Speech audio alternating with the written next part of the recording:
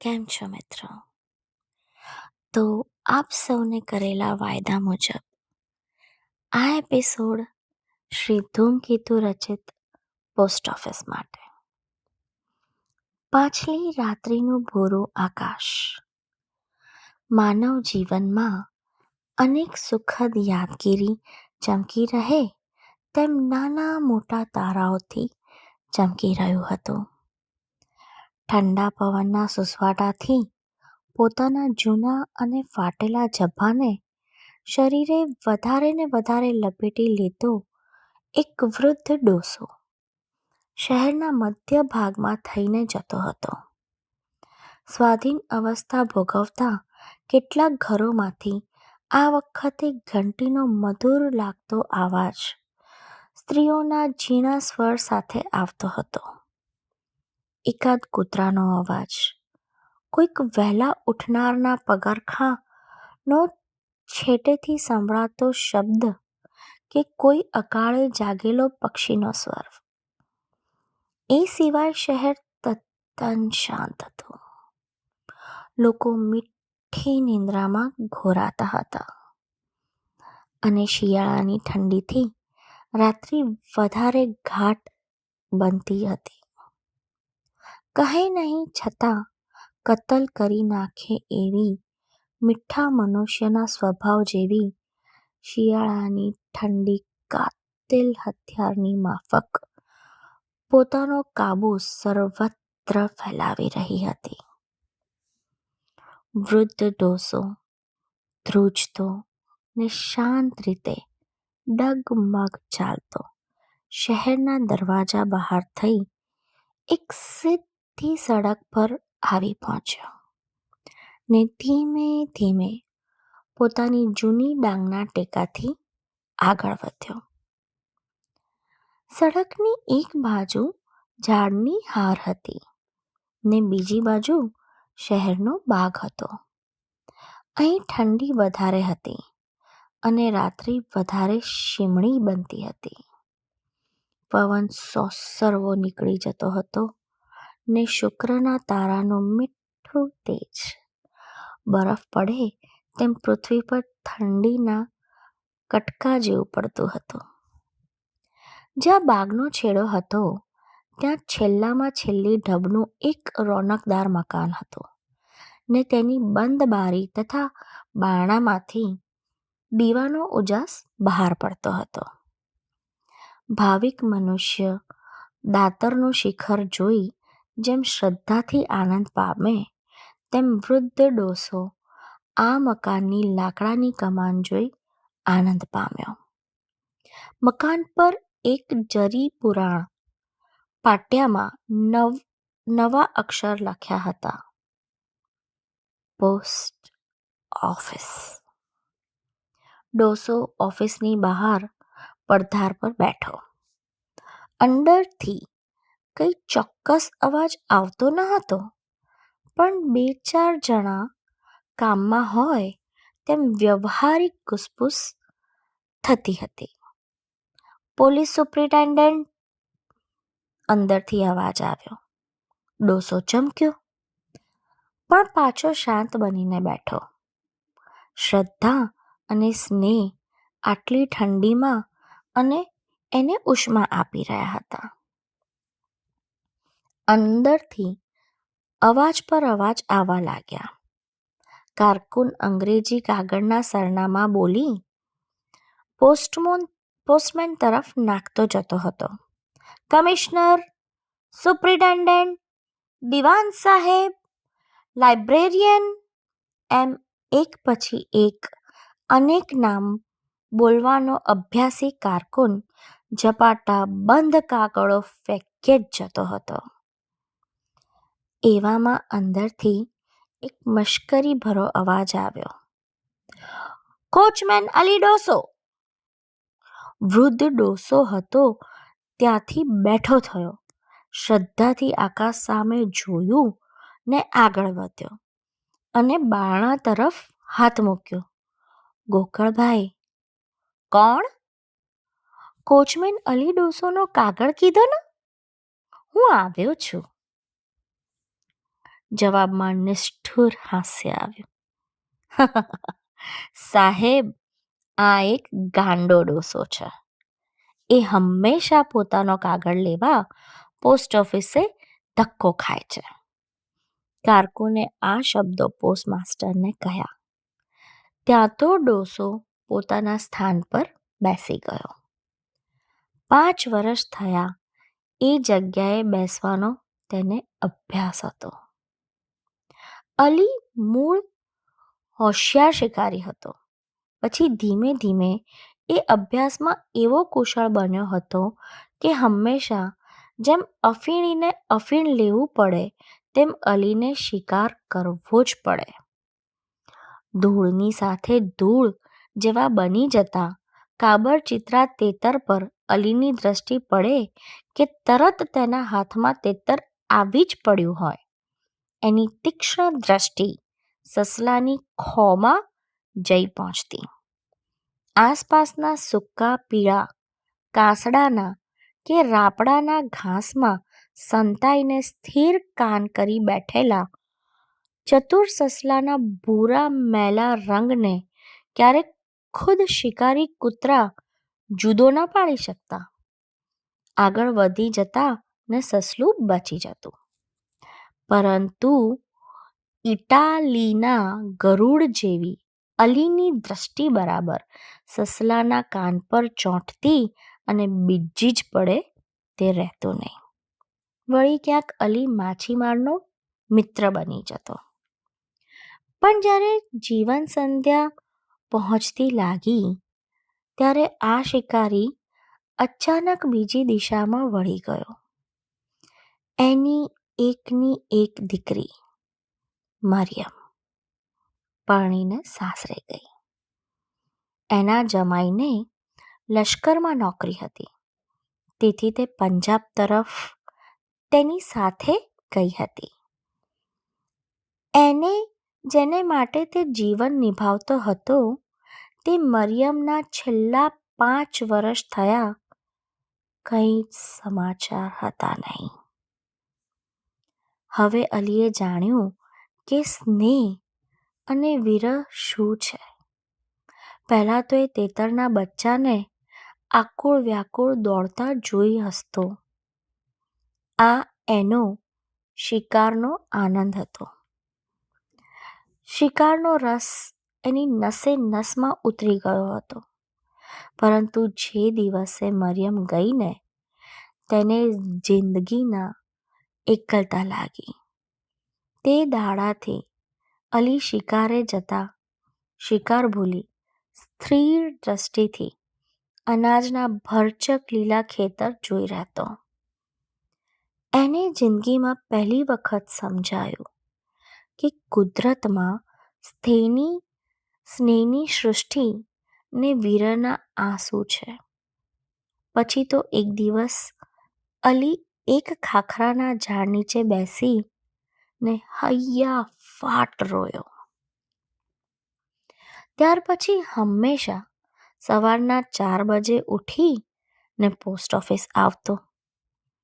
એનો કાગળ તો કોઈ દિવસ હોય નહીં, પણ મરિયમનો કાગળ એક દિવસ આવશે એવી ભક્તના જેવી શ્રદ્ધા ને આશાભર્યા ઉલ્લાસમાં તે હંમેશા સૌથી પહેલો પોસ્ટ ઓફિસ આવીને બેસતો. પોસ્ટ ઓફિસ કદાચ જગતમાં સૌથી રસહીન મકાન. એનું ધર્મક્ષેત્ર તીર્થ સ્થાન બન્યું. એક જ જગ્યાએ ને એક જ ખૂણે તે હંમેશા બેસતો. એને એવું જાણ્યા પછી સૌ હસતા. પોસ્ટમેન મશ્કરી કરતા ને ક્યારેક મજાકમાં એનું નામ દઈ એને એ જગ્યા પરથી પોસ્ટ ઓફિસના બારણા સુધી કાગળ ન હોય છતાં ધક્કો ખવડાવતા.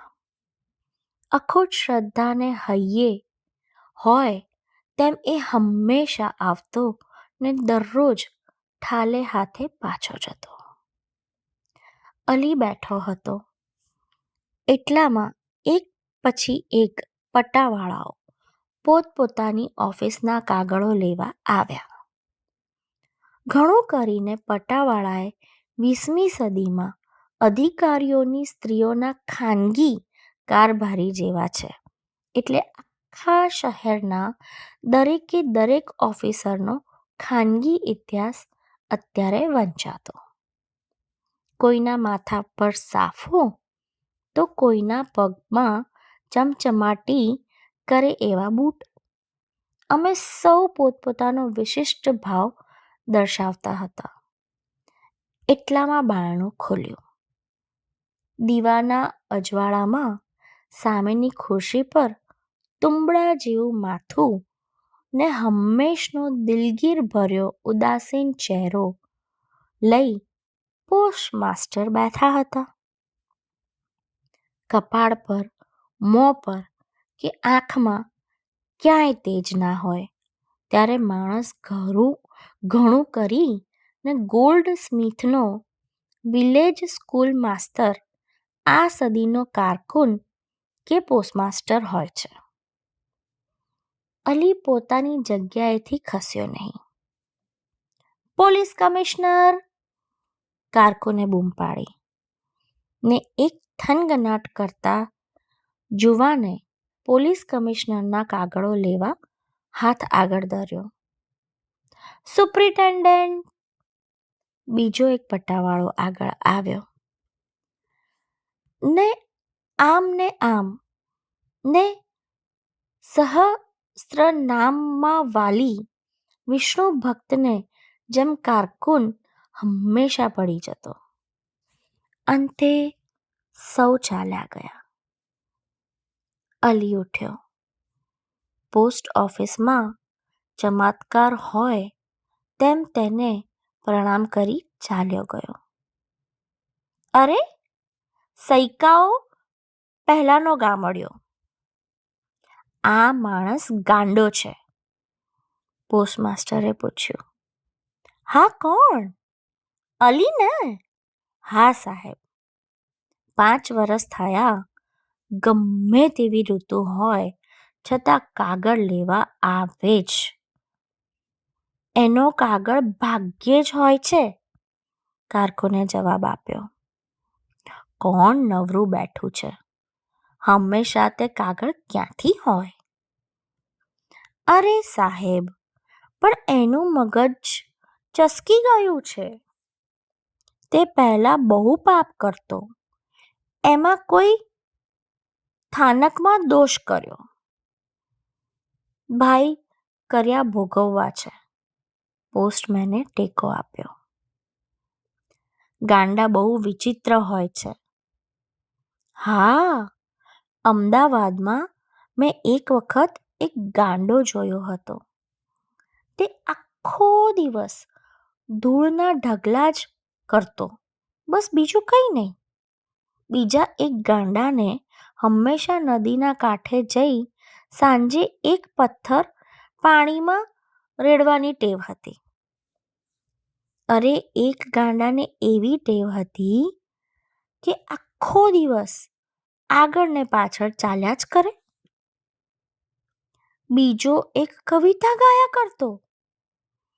એક જણ પોતાને ગાલે લપાટો જ માર્યા કરતો અને પછી કોઈક વાર મારે છે અને માનીને રોયા કરતો.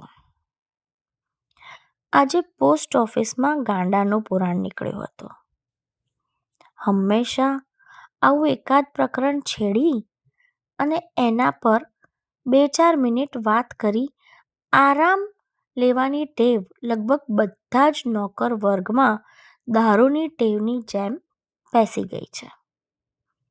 પોસ્ટમાસ્ટર છેવટે ઉઠ્યા અને જતા જતા કહ્યું, મારું ગાંડાની પણ દુનિયા લાગે છે. ગાંડા આપણને ગાંડા માનતા હશે અને ગાંડાની સૃષ્ટિ કવિની સૃષ્ટિ જેવી હશે. છેલ્લા શબ્દો બોલતા પોસ્ટમાસ્ટર હસીને ચાલ્યા ગયા. એક કારકુન વખત મળીએ જરા ગાંડા ગેલા જોડી કાઢતો ને સૌને ખીજવતો. પોસ્ટમાસ્ટરે છેલ્લું વાક્ય એટલા જ માટે હસતા હસતા એના તરફ ફરીને કહ્યું હતું. પોસ્ટ ઓફિસ હતી એવી શાંત બની રહી. એક વખત અલી 2-3 દિવસ સુધી આવ્યો નહીં. પોસ્ટ ઓફિસમાં અલીનું મન સમજી જાય એવી સહાનુભૂતિ કે વિશાળ દ્રષ્ટિ કોઈનામાં ન હતી. પણ એ કેમ ના આવ્યો એવી કૌતુક બુદ્ધિ સૌને થઈ. પછી અલી આવ્યો, પણ તે દિવસે એ હાંફતો હતો ને એના ચહેરા પર જીવન સંધ્યાના સ્પષ્ટ ચિહ્ન હતા. આજે તો અલીએ અધીરા બનીને પોસ્ટમાસ્ટરને પૂછ્યું, માસ્તર સાહેબ, મારી મરિયમનો કાગળ આવ્યો છે? પોસ્ટમાસ્તરે તે દિવસે ગામ જવાની ઉતાવળમાં હતા ને તેમનું મગજ સવાલ ઝીલી શકે એટલું શાંત નહોતું. ભાઈ, તમે કેવા છો? મારું નામ અલી. અલીનો અસંબદ્ધ જવાબ મળ્યો. હા, પણ અહીં કંઈ તમારી મરિયમનું નામ નોંધી રાખ્યું છે?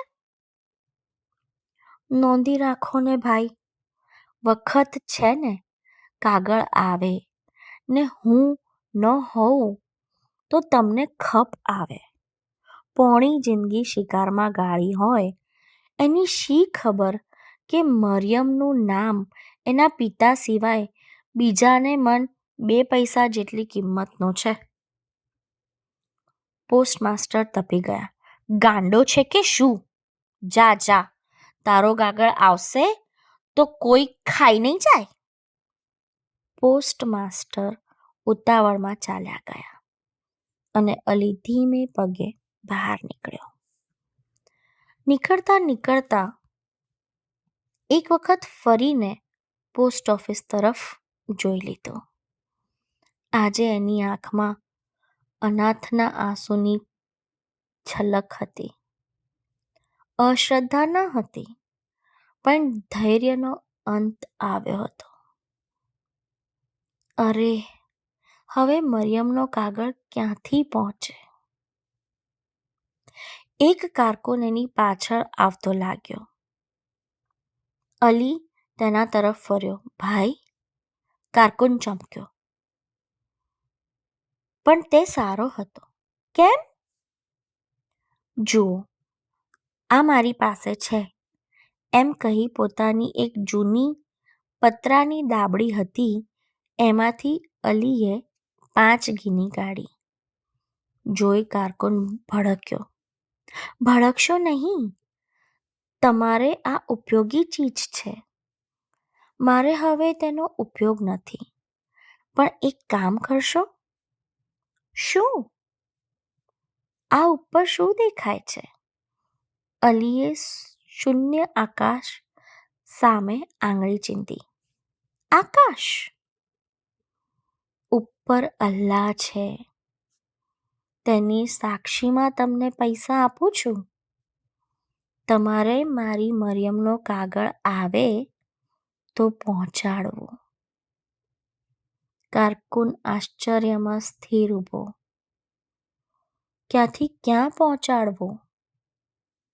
મારી કબર ઉપર. હે?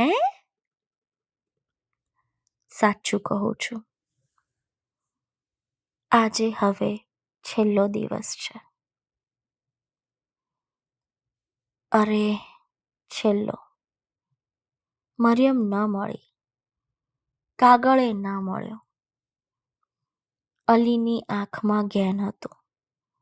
કારકુન ધીમે ધીમે તેનાથી છૂટો પડી ચાલ્યો ગયો. તેના ખિસ્સામાં 3 તોલા સોનું પડ્યું હતું. પછી અલી કોઈ દિવસ દેખાયો નહીં અને એની ખબર કાઢવાની ચિંતા તો કોઈને હતી જ નહીં. એક દિવસ પોસ્ટમાસ્ટર જરાક અફસોસમાં હતા. એમની દીકરી દૂર દેશાવરમાં માંદી હતી. અને તેના સમાચારની રાહ જોતા એ શોકમાં બેઠા હતા. ટપાલ આવી ને કાગળનો થોક પડ્યો. રંગ ઉપરથી પોતાનું કવર છે એમ ધારી પોસ્ટ માસ્ટરે ઝપાટા બંધ એક કવર ઉચકી લીધું. પણ એના ઉપર સરનામું હતું કોચમેન અલી ડોસો. વીજળીનો આંચકો લાગ્યો હોય તેમ એમણે તે નીચે નાખી દીધું. દિલગીરી અને ચિંતાથી થોડી ક્ષણમાં એમનો અધિકારીનો કડક સ્વભાવ જતો રહી માનવ સ્વભાવ બહાર આવ્યો હતો. એમને એકદમ સાંભળ્યું કે આ પેલા ડોસાનું કવર અને કદાચ એની દીકરી મરિયમનું. લક્ષ્મીદાસ! એમણે એકદમ બૂમ પાડી. લક્ષ્મીદાસ તે જ માણસ હતો કે જેને અલીએ છેલ્લી ઘડીએ પૈસા આપ્યા હતા. કેમ સાહેબ? આ તમારા કોચમેન અલી ડોસા? આજે હવે ક્યાં છે એ? તપાસ કરશું. તે દિવસે પોસ્ટમાસ્ટરના સમાચાર ના આવ્યા. આખી રાત્રિ શંકામાં વિતાવી.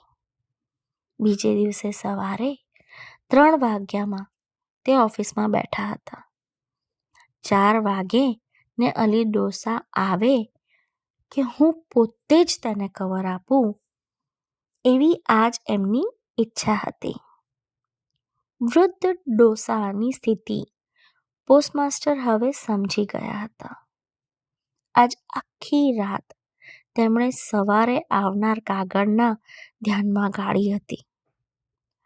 5 વર્ષ સુધી આવી અખંડ રાત્રિઓ ગાળનાર તરફ એમનું હૃદય આજે પહેલવહેલું લાગણીથી ઉછળી રહ્યું હતું. બરાબર 5 વાગ્યે બારણા પર ટકોરો પડ્યો. પોસ્ટમેન હજી આવ્યા ન હતા, પણ આ ટકોરો અલીનો હતો એમ લાગ્યું. પોસ્ટમાસ્ટર ઉઠ્યા. પિતાના હૃદયને પીછાને તેમ આજે એ દોડ્યા. બારણું ખોલ્યું. આવો અલીભાઈ, આ તમારો કાગળ. બારણામાં એક વૃદ્ધ દીન ડોસો લાકડીના ટેકાથી નમી ગયેલો ઊભો હતો.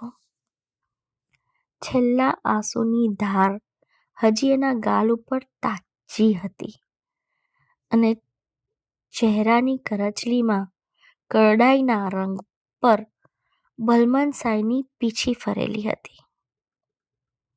તેણે પોસ્ટમાસ્ટર સામે જોયું ને પોસ્ટમાસ્ટર જરાક ભડક્યા. ડોસાની આંખમાં મનુષ્યનું તેજ ન હતું. કોણ સાહેબ? અલી ડોસા? લક્ષ્મીદાસ એક બાજુ સરીને બોલતો બારણા પાસે આવ્યો. પણ પોસ્ટમાસ્ટરે તે તરફ હવે લક્ષ ન આપતા બારણા તરફ જ જોયા કર્યું. પણ ત્યાં કોઈ ન લાગ્યું. પોસ્ટમાસ્ટરની આંખ ફાટી ગઈ. બારણામાં હવે કોઈ જ ન હતું. એ શું? તે લક્ષ્મીદાસ તરફ ફર્યા. એના સવાલનો જવાબ મળ્યો. હા, અલી ડોસા કોણ? તમે છો ને? જી, અલી ડોસો તો મરી ગયેલ છે, પણ એનો કાગળ લાવો મારી પાસે. હે? કેદી લક્ષ્મીદાસ? જી, એને તો 3 મહિના થઈ ગયા. સામેથી એક પોસ્ટમેન આવતો હતો. તેણે બીજો અડધો જવાબ વાળ્યો હતો. પોસ્ટમાસ્ટર દિગ્મૂઢ બની ગયા. હજી મરિયમનો કાગળ ત્યાં બારણામાં જ પડ્યો હતો. અલીની મૂર્તિ એની નજર સમક્ષ તરી રહી. લક્ષ્મીદાસે અલી છેલ્લે કેમ મળ્યો હતો તે પણ કહ્યું. પોસ્ટમાસ્ટરના કાનમાં પેલો ટકોરો ને નજર સમક્ષ અલીની મૂર્તિ બંને ખડા થયા. એમનું મન ભ્રમમાં પડ્યું. મેં અલીને જોયો કે માત્ર શંકા હતી કે એ લક્ષ્મીદાસ હતો? પાછી રોજનીશી ચાલી. Police commissioner, superintendent, librarian. કારકુન ઝપાટા બંધ કાગળ ફેંકે જતો હતો, પણ દરેક કાગળમાં ધડકતું હૃદય હોય તેમ પોસ્ટમાસ્ટર આજે એકી નજરે એ તરફ જોઈ રહ્યા છે. કવર એટલે એક આનો ને પોસ્ટકાર્ડ એટલે 2 પૈસા. એ દ્રષ્ટિ ચાલી ગઈ છે. ઠેઠ આફ્રિકાથી કોઈક વિધવાના એકના એક છોકરાનો કાગળ એટલે શું? પોસ્ટમાસ્ટર વધારે ને વધારે ઊંડા ઉતરે છે. મનુષ્ય પોતાની દ્રષ્ટિ છોડી બીજાની દ્રષ્ટિથી જુએ તો અડધું જગત શાંત થઈ જાય.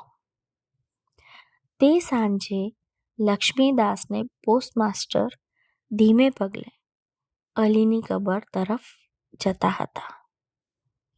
મરિયમનો કાગળ સાથે જ હતો.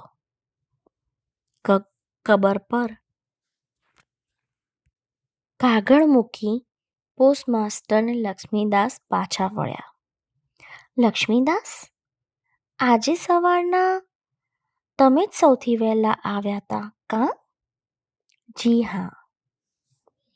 અને તમે કીધું અલી ડોસા? જી હા. પણ ત્યારે સમજાયું નહીં કે શું? હા ઠીક, કાંઈ નહીં. પોસ્ટમાસ્ટરે ઉતાવળે વાત વાળી લીધી. પોસ્ટ ઓફિસનું આંગણું આવતા પોસ્ટમાસ્ટર લક્ષ્મીદાસથી જુદા પડી વિચાર કરતા અંદર ચાલ્યા ગયા.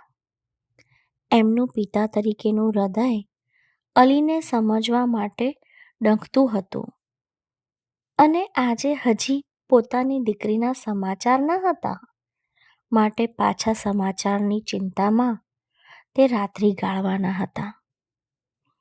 આશ્ચર્ય, શંકા અને પશ્ચાતાપના ત્રિવિધ તાપથી તપતા એ પોતાના દીવાનખંડમાં બેઠા, ને પાસેની કોલસાની સગડીમાંથી મધુર તાપ આવવા લાગ્યો.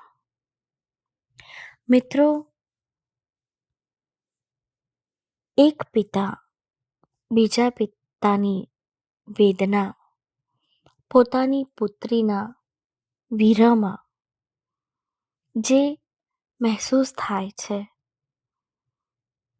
એ શ્રી ધૂમકેતુ પોતાની ટૂંકી વાર્તામાં પણ એ જે વેદના છે એ વેદનાની તીવ્રતા શબ્દોમાં કંડારી નથી શક્યા. તો